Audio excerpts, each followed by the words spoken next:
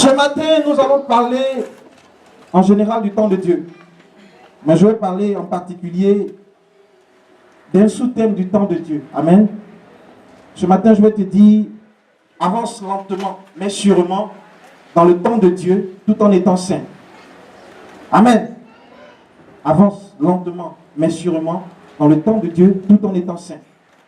Nous allons prendre ce matin un texte biblique, le livre d'Esther, qui est venu avec sa Bible. Maintenant, lever sa Bible, je vais voir. Maintenant, si tu es venu aussi avec ton smartphone, parce qu'il y en a qui viennent avec le smartphone, soulève ton smartphone, je vais voir aussi. Ah bon? Des gens qui vont au champ sans machette.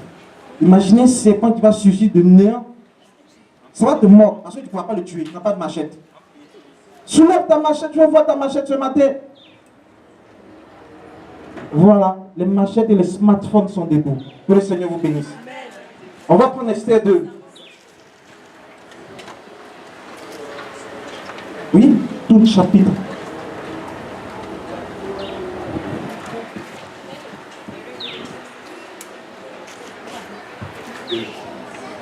Esther 2. Esther 2, je lis la parole du Seigneur. Après ces choses, lorsque la colère du roi Assuérus se fut calmée, il pensa à Vashti, ce qu'elle avait fait, et à la décision qui avait été prise à son sujet. Alors, ceux qui servaient le roi dit qu'on cherche pour le roi des jeunes filles vierges et belles de figure, que le roi établisse dans toutes les provinces de son royaume des commissaires chargés de rassembler toutes les jeunes filles vierges et belles de figure à Suse, la capitale de la maison des femmes sous la surveillance des guets. Eunuque du roi et gardien des femmes, qui leur donnera les choses nécessaires pour leur toilette. Et que la jeune fille qui plaira au roi devienne reine à la place de Vashti. Cet avait eu l'approbation du roi et il fit ainsi. Il y avait dans Suse, la capitale, un juif nommé Mardoché, fils de Jaïr et fils de Chiméi, fils de Kis, homme de Benjamin, qui avait été emmené de Jérusalem parmi les captifs déportés avec Jéconia, roi de Juda, par Nebuchadnezzar, roi de Babylone. Il éleva Adassa, qui est Esther, fille de son oncle, car elle n'avait ni père ni mère. La jeune fille était belle de taille et belle de figure. À la mort de son père et sa mère, Mardoché l'avait adoptée pour fille. Lorsqu'on eut publié l'ordre du roi et son édit, et qu'un grand nombre de jeunes filles furent rassemblées à Suse, la capitale, sous la surveillance d'Hégaï, Esther fut aussi prise et conduite dans la maison du roi, sous la surveillance d'Hégaï, gardien des femmes. La jeune fille lui plut et trouva grâce. Et trouva grâce devant lui, il s'empressa de lui fournir les choses nécessaires pour sa toilette et pour sa substance. Lui donna 7 jeunes filles choisies dans la maison du roi et la plaça sous ces jeunes filles dans le meilleur appartement de la maison des femmes. Esther ne fit connaître ni son peuple, ni sa naissance, car Mardoché lui avait défendu d'en parler. Et chaque jour, Mardoché allait et venait devant la cour de la maison des femmes pour savoir comment se portait Esther et comment on la traitait. Chaque jeune fille allait à son tour vers le roi d'Assuérus après avoir employé 12 mois à s'acquitter de ce qui était prescrit aux femmes. Pendant ce temps, elle prenait soin de leur toilette 6 mois avec l'huile de myrrhe et 6 mois avec des aromates et des parfums en usage parmi les femmes. C'est ainsi que chaque jeune fille allait vers le roi. Et quand elle passait de la maison des femmes, dans la maison du roi, on lui laissa prendre avec elle tout ce qu'elle voulait. Et elle y allait le soir et le lendemain matin, elle passait dans la seconde maison des femmes, sous la surveillance de Jean-Gaz, eunuque du roi et gardien des concubines. Elle ne retournait plus vers le roi, à moins que le roi n'ait eu le désir et qu'elle ne fût appelée par son nom. Lorsque son tour d'aller vers le roi fut arrivé, Esther, fille d'Abishai, oncle de Mardoché, qu'il avait adopté pour fille, ne demanda que ce qui fut désigné par Hégaï, eunuque du roi gardien des femmes. Esther trouvait grâce aux yeux de tous ceux qui la voyaient. Esther fut conduite auprès du roi Assuérus, dans sa maison royale, le 10e mois qui est le mois de Thébès, le 7e année de son règne. Le roi aima Esther plus que toutes les autres femmes et elle obtint grâce et faveur devant lui plus que toutes les autres filles. Il mit la couronne royale sur sa tête et la fit reine à la place de Vasti. Le roi donna un grand festin à tous ses princes et à ses serviteurs, un festin en l'honneur d'Esther. Et il accorda du repos aux provinces et fit des présents avec une libéralité royale. Amen. Gloire à Dieu. Donc c'était Esther 2, verset 1 jusqu'au verset 18. Verset 18. C'est un texte biblique qui nous parle de la vie de deux personnes. Amen. Il y a deux personnes qui avancent de façon différente dans le temps de Dieu. Bien aimé, autant il y a un temps de Dieu pour notre élévation, aussi il y a un temps de Dieu pour notre déchéance si nous ne demeurons pas dans la sainteté. Amen. Je vais exposer ces deux cas devant vous ce matin et chacun de nous va juger. Parce que la Bible dit, Dieu a dit, je mets devant vous la vie et la mort. Choisissez la vie. Amen. Je vais parler de Vasti. Si vous lisez bien dans le premier chapitre, la Bible dit que Vasti a été une reine rebelle. C'est comme ça que je vais résumer. Vasti s'est crue trop importante devant le roi. Vasti a usé de l'orgueil, a été trop imbue de sa personne. Elle se croyait tellement belle que même le roi lui a dit de venir se présenter. Le roi voulait faire entre guillemets sa prodata parce que lui aussi le roi il a une belle femme. Il appelle sa femme pour qu'elle se présente devant tout le monde et elle refuse de venir. Acte de rébellion. Amen. Et c'est comme ça que beaucoup d'entre nous, nous comportons dans la maison de Dieu. Excusez-moi ce matin de mettre à la surface un peu nos comportements qui ternissent notre image devant la face de Dieu. Ils n'empêchent parfois même d'aller au but. Le but qui est la bénédiction de Dieu. Amen.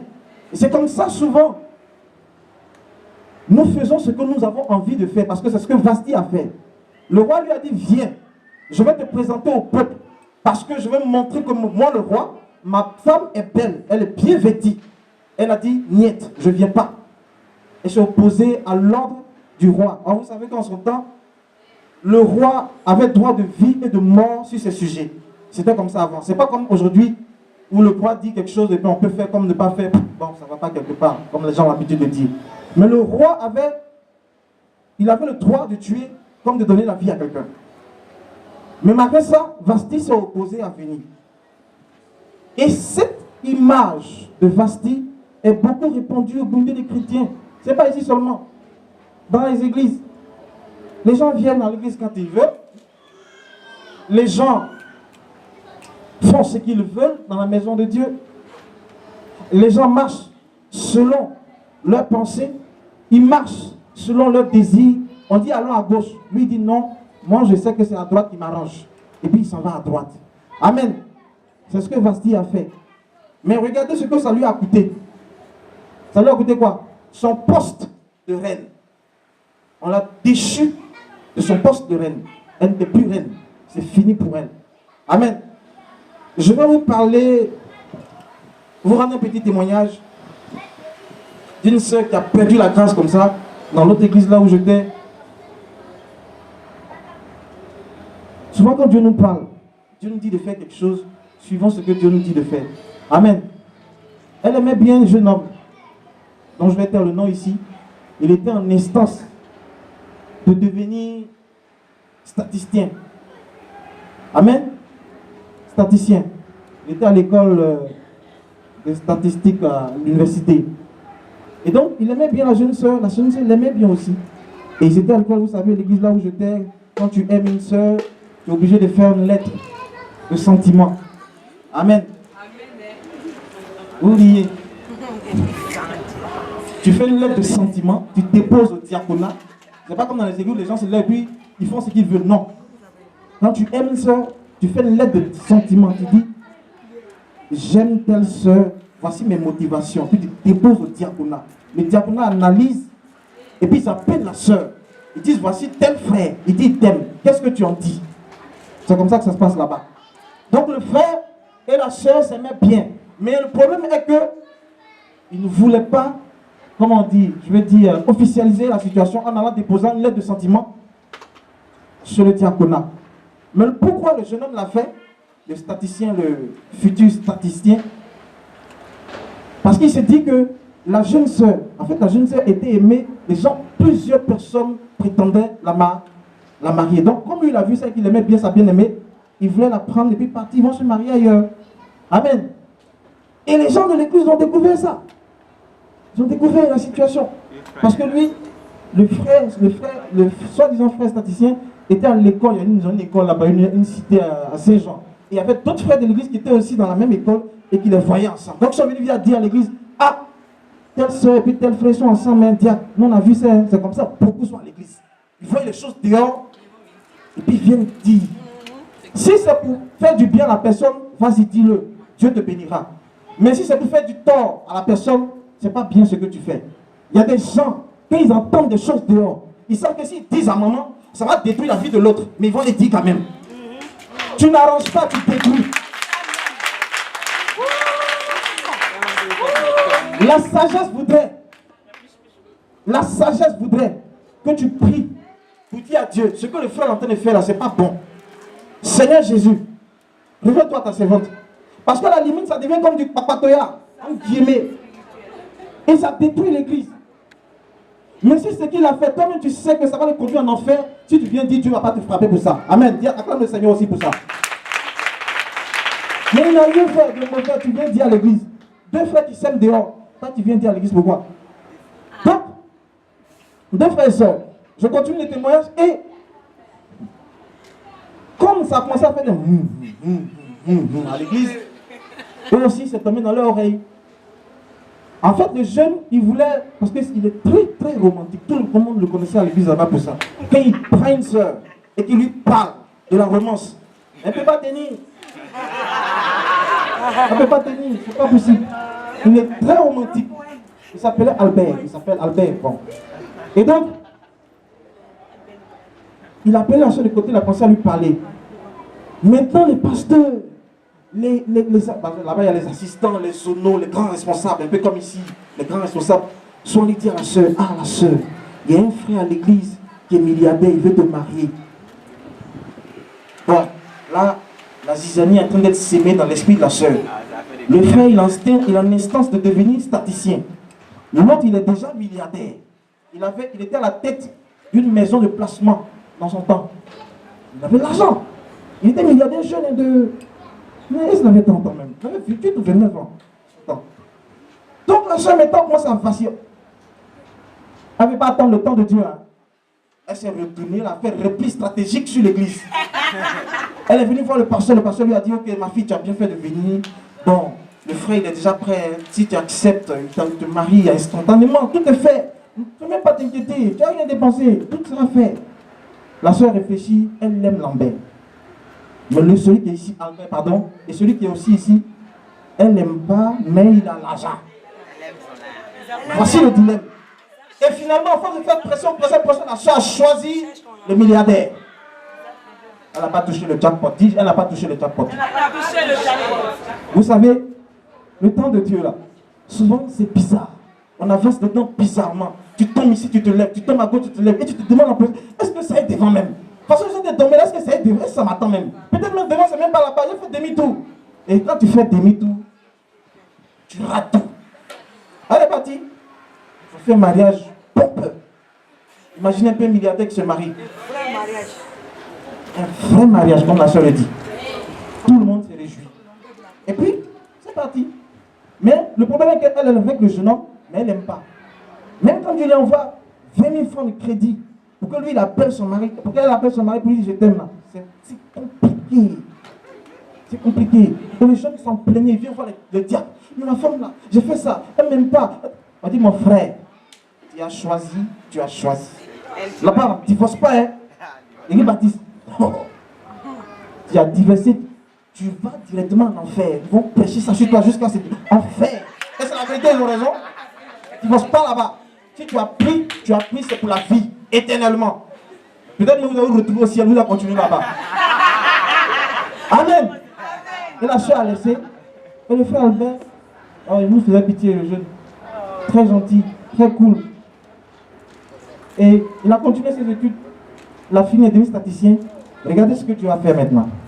C'est elle qui n'a pas voulu entendre le temps de Dieu. Regardez ce que Dieu a fait. Le jeune homme, il y a une grosse boîte qui est dans le pétrole. Ils sont internationaux, mais ils ont une succursale ici. La TPE, c'est aussi. Il a commencé d'abord par le ministère. Il a commencé par le Trésor, le ministère des Finances. Ils l'ont pris là-bas, il travaillait, ça a commencé à aller un peu, il a pris sa maison, un peu. En temps, la soeur déjà partie se marier. Hein. Et après, Schumberger l'a pris. Je vous assure, Albert ne peut pas faire une semaine en Côte d'Ivoire. Il est tout le temps d'avion. Il s'en va, il vient, il s'en va, il vient.